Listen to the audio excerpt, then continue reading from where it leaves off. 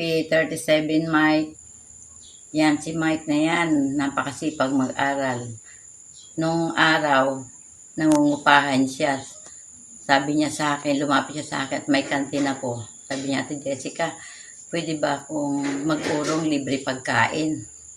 Sagot ko sa kanya, sige ka ako, pwede, gusto mo. Dito ka na tumira, diyan ka sa sala, mahiga sa sala seto, dito ang tuwa yung bata na yan. Di ko mo nga, ano sila sa buhay, dahil 10 sila magkakapatid, masipag mag-aral.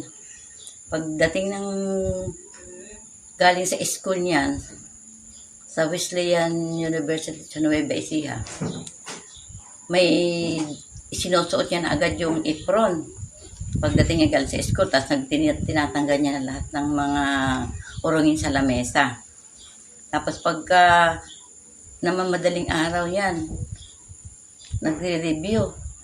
Habang nagre-review siya, nagpipreto siya ng tokwa, nag-iihaw siya ng sisig. Dahil may kantin nga ako, sabi, nung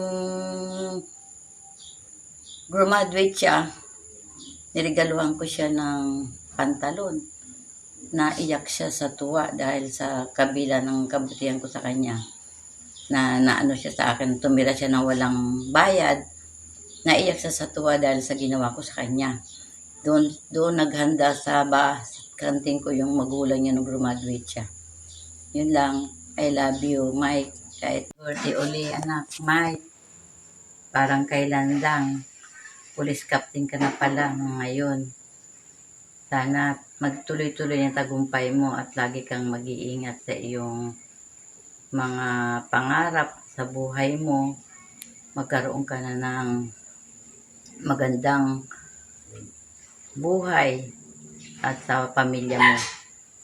Sana makalibot ka rin dito sa Nueva Ecija at namimiss na rin kitang makita ng personal.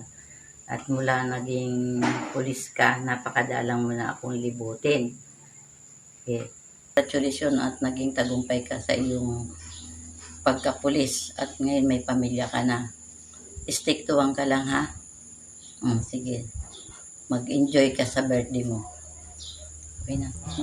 Nanay Jessie, tandaan mo, maraming salamat sa sakripisyo, pagmamahal at higit sa lahat ang pagtulong sa akin nung ako'y nasa kolehiyo pa lamang. Pagka ako'y nagkaroon ng free time or bakanting oras, ay ako mismo personal na pupunta dyan sa bahay mo kasama na ang aking mga mahal sa buhay. Mag-ingat ka lagi at tandaan mo na isang malaking utang na loob at malaking karangalan na ang isang Captain Esmeralda ay tumira sa Cabalatuan City. Lagi mo tandaan na saludo rin kami sa iyong pagmamahal sa katulad kong pulis.